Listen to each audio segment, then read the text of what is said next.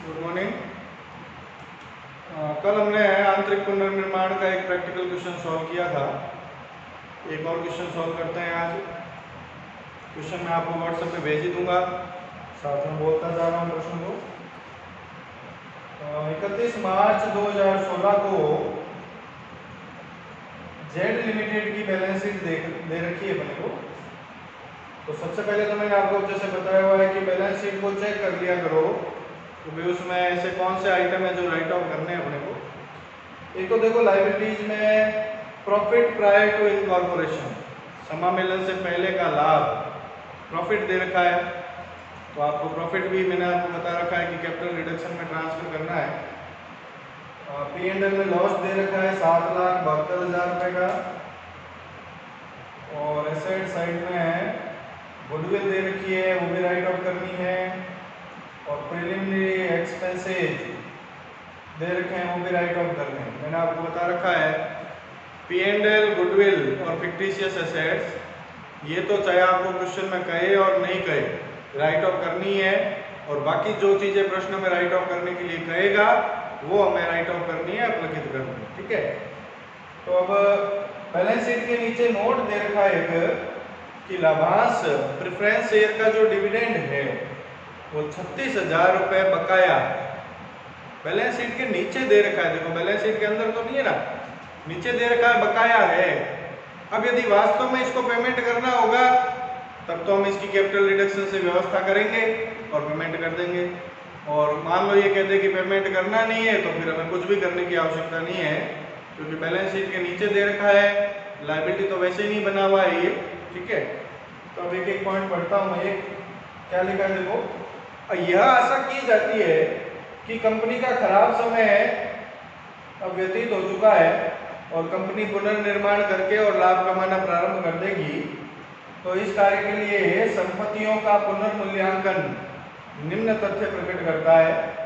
भूमि व भवन पहले कितने की है देखते हैं, 1.5 लाख की, अब 2 लाख की हो गई, तो 50,000 का प्रॉफिट हुआ है इसमें। तो प्रॉफिट भी कैपिटल रिडक्शन में डालना है। ठीक है ना। प्लांट और मशीन ये कम हुई है तो इस पे लॉस हुआ है। पेटेंट पे भी लॉस हुआ है, स्टॉक पे भी लॉस हुआ है और डेटर पे भी लॉस हुआ है। मतलब एक केवल लैंड एंड बिल्डिंग की वैल्यू बढ़ी है, बाकी 4 संपत्तियों की वैल्यू घटी है। घटी है तो उनको कैपिटल रिडक्शन से खत्म करेंगे और बढ़ी है तो वो प्रॉफिट भी कैपिटल रिडक्शन में ही जाना। अब क्या पुनर्निर्माण की योजना क्या स्वीकृत हुई है उसके हिसाब से चलते हैं। पहले मैं जर्नल बना लेता हूँ इसकी, क्योंकि हमें जर्नल एंट्री करनी होगी, आपको पता है।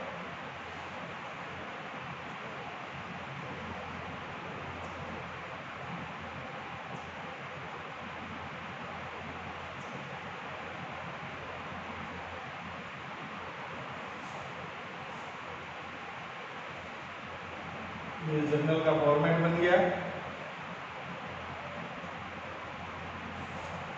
Date, particular, LF, debit, credit.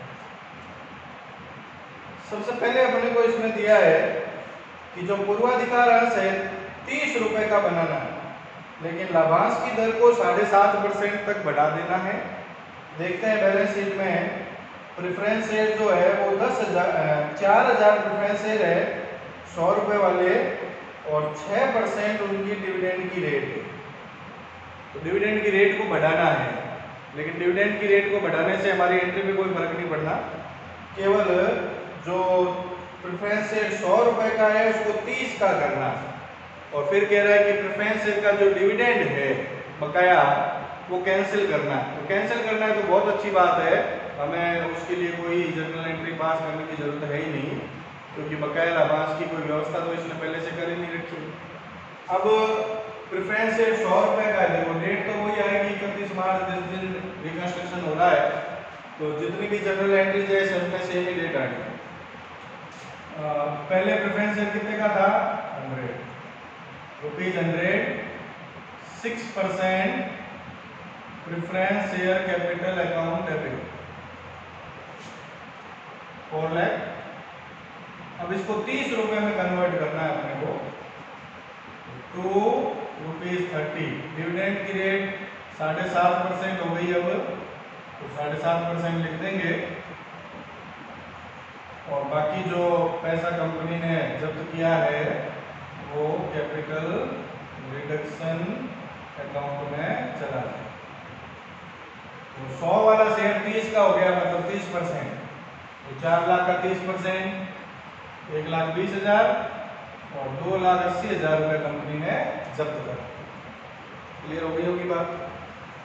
उसके बाद सेकंड पॉइंट में कह रहा है इक्विटी शेयर को 5 रुपए का बनाना है अपने को। देखते हैं, 6,000 इक्विटी शेयर है 100 रुपए वाले, 100 का शेयर है और 5 का बना दिया, 95 रुपए जब्त कर लिए कंपनी ने। ₹100 equity share capital account debit to ₹5 equity share capital account to capital reduction है।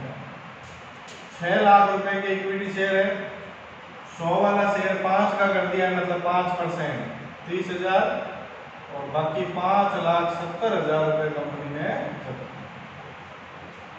ठीक है। थर्ड पॉइंट है,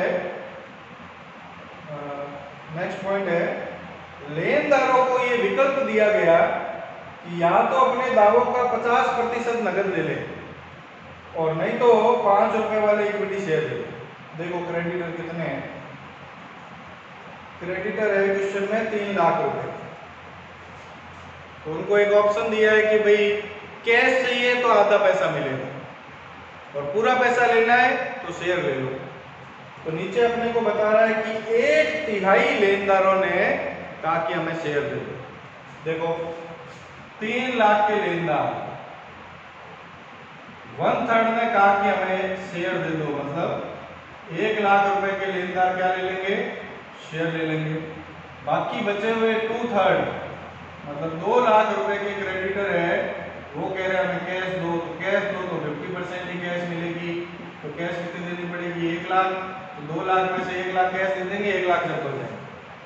तो 3 लाख का कैसे सेटलमेंट हुआ, 3 लाख के क्रेडिटर में 1 लाख को शेयर देने हैं, इक्विटी शेयर 5 रुपए वाले, और 1 लाख को कैश देनी है और 1 लाख जब्त करना है ना।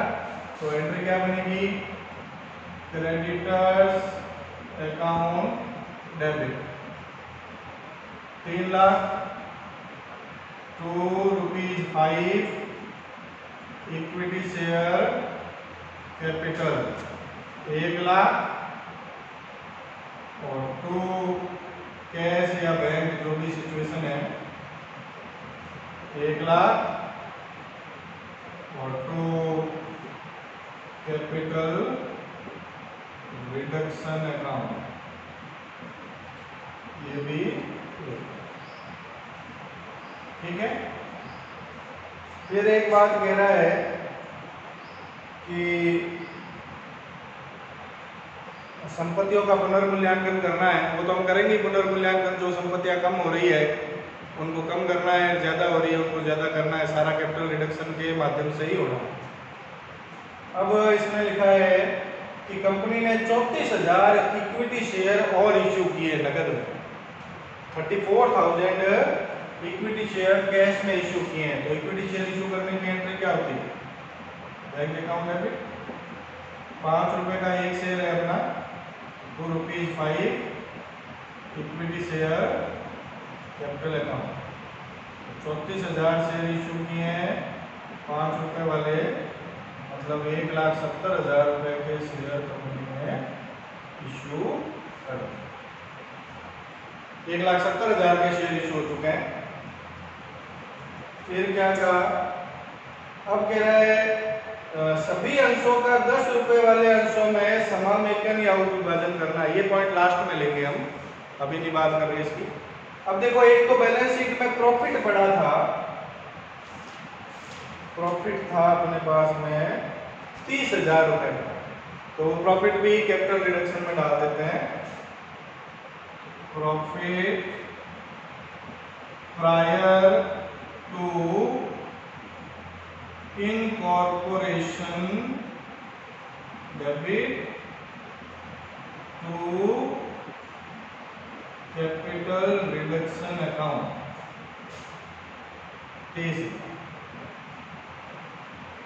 और आपको याद होगा एक लैंड एंड बिल्डिंग की वैल्यू 50,000 रुपये बढ़ी थी, बढ़ी हुई वैल्यू प्रॉफिट है, उसको भी कैपिटल रिडक्शन में डाल देते हैं। Land and building account debit to capital reduction account 50,050। उसके बाद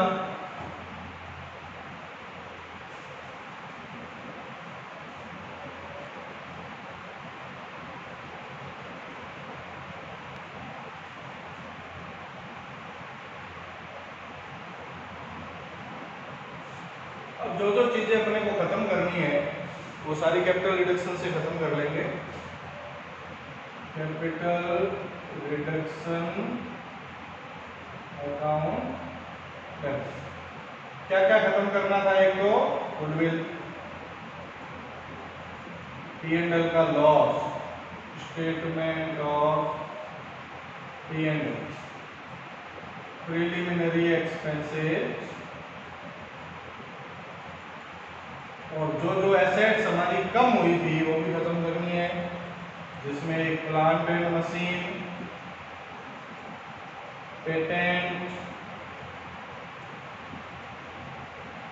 स्टॉक, डेटर, ये इतनी चीजें कुल मिला के राइट ऑफ करनी है। तो देखो गुडविल तो थी इसके पास में है 1,20,000 रुपए की, P&L का लॉस है 7,72,000, प्रिलिमिनरी एक्सपेंसेस है 20,000 रुपए के, प्लांट एंड मशीन पहले देखो आप 2,20,000 की थी, अब 1,60,000 की हो गई है, मतलब 60,000 रुपये कम हो गई। पेटेंट जो 50,000 के थे अब 10,000 के हो गए, तो उस पर 40,000 रुपये कम हो गए। स्टॉक पहले 1,60,000 के थे, अब 1,30,000 के हो गए हैं, 30,000 रुपये कम हो गए हैं। और डेटर पहले 1,20,000 के थे, अब 1,10,000 के हो गए हैं, तो 10,000 ये कम। तो कुल मिलाकर कितने रुपए राइट ऑफ कर दिए हमने, जोड़ देंगे 10, 30, 40, 40, 80, 1,40, 1,60, 1,80, 2,80, 9,80, 70,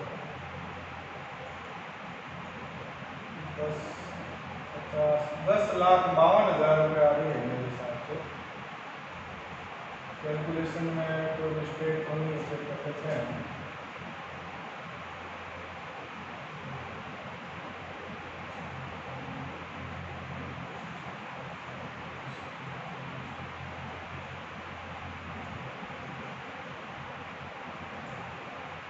$10,52,000 टोटल राइट ऑफ है। अब देखो आपके चेक भी करना पड़ेगा आपको, भाई कैपिटल रिडक्शन में पैसे आए हुए कितने अपने पास में, पहले ये देखो 2,80,000 एक आए में, 5,70,000 एक आए में, 1,00,000 एक आए में है, 30,000 एक आए में है, 50,000 एक आए। कुल मिला के कितने रुपए आए हुए, जोड़ो इनको, 5, 2, 7, 8, 50, 9, 50, 10,30,000, 10,30,000 रुपये आए हुए हैं। लेकिन खत्म कितने किए हमने, 10,52, तो 22,000 रुपये कैपिटल रिडक्शन में और कहां से आएंगे? तो इसने एक बात लिख दी है, यदि आवश्यक हो तो कर के लिए आयोजन का उपयोग आप कर सकते हो। बैलेंस शीट में एक प्रोविजन फॉर टैक्स दिया हुआ है 90,000 रुपये का, तो ये कह रहा है यदि आपको जरूरत पड़े तो इस 90,000 में से आप पैसा यूज ले सकते हो। तो हमें 22,000 रुपये 22,000 की आवश्यकता है, तो 22,000 रुपये हम प्रोविजन फॉर टैक्स अकाउंट से निकाल के और कैपिटल रिडक्शन में डाल देंगे ताकि कैपिटल रिडक्शन का हिसाब खत्म हो जाए। Provision for tax account debit to capital reduction account 22। आपको पता है ये कैपिटल रिडक्शन में पैसे कम बढ़ गए। कल हमने एक क्वेश्चन किया था उसमें कैपिटल रिडक्शन में पैसे बच गए थे, तो बच गए थे उनको हमने कहाँ ट्रांसफर कर दिया था, कैपिटल रिजर्व में। और कम बढ़े तो कुछ न कुछ सूचना दे देगा कि भाई जो पैसे कम बढ़ रहे हैं वो कहाँ से लाए जाए। तो अभी इस क्वेश्चन में इसने कहा तो भाई प्रोविजन फॉर टैक्स अकाउंट से निकाल लो, तो हमने निकाला। अब इसने कहा लास्ट में कि भाई सभी अंशों को 10 रुपए के अंश में बदलना है, समामेकन या उपविभाजन। आपको याद होगा इस चैप्टर का जो फर्स्ट लेक्चर था मेरा, उसमें मैंने आपको समामेकन और उपविभाजन के बारे में बताया था। जैसे अभी मान लो प्रेफरेंस शेयर देखो हमने कितने रुपए का बनाया था, 30 रुपए, 1,20,000 रुपए के थे। अब 30 का बनाया था, ये कह रहा है 10 का कर दो। 10 का कर दो इसका मतलब ये नहीं है पैसे जब्त कर लिए कंपनी ने, ये उपविभाजन हो रहा है। उपविभाजन हो रहा है तो क्या होगा, जिनको हमने 30 रुपए वाला शेयर दिया है प्रेफरेंस शेयर, उनसे शेयर वापस ले लेंगे और बदले में 10-10 रुपए वाले 3 दे देंगे। मतलब 30 रुपए वापस लिए और 10 वाले 3 शेयर दे देंगे तो 30 ही वापस दिए। तो इससे पैसा जब्त नहीं हो रहा, शेयर होल्डर पे कोई प्रभाव नहीं पड़ रहा है, केवल शेयर की वैल्यू चेंज हो रही है, नंबर ऑफ शेयर बढ़ जाएंगे बस। तो ये 1,20,000 रुपए के जो प्रेफरेंस शेयर 30 रुपए वाले हैं, इनको कितने रुपए में कन्वर्ट करना है, 10 रुपए में। तो एंट्री जरूर बनाएंगे ₹30, 7.5% preference share capital account debit ₹10, 7.5% preference share capital. Amount वही रहेगी 1,20,000, कोई भी पैसा जब्त नहीं होगा, केवल इसकी जो फेस वैल्यू है शेयर की वो 30 रुपए की जगह 10 रुपए हो गई है। इसी तरह से इक्विटी शेयर को भी 10 में कन्वर्ट करना है। अभी इक्विटी शेयर 5 के हैं हमारे, देखो 5 वाले 10 में करने हैं, मतलब समामेकन करना है। तो समामेकन में भी शेयर होल्डर को कोई लॉस नहीं होता है, आपको बता रखा है। कम मूल्य के अंश को अधिक मूल्य के अंश में परिवर्तित करना है केवल। तो आप देखो पहले 5 रुपए वाले इक्विटी शेयर है कितने के, देखो 30,000 की ये है, 1 लाख के ही है, 30, 1,70,000 की है। तो 30,000, 1 लाख और 1,70,000, 3 लाख रुपए के इक्विटी शेयर है। कितने के हैं, तो 3 लाख रुपए के इक्विटी शेयर है, उनको 5 रुपए वाले को 10 में बदलना है, केवल समामेकन करना है। तो इसकी भी एक जनरल एंट्री पास कर देंगे, ₹5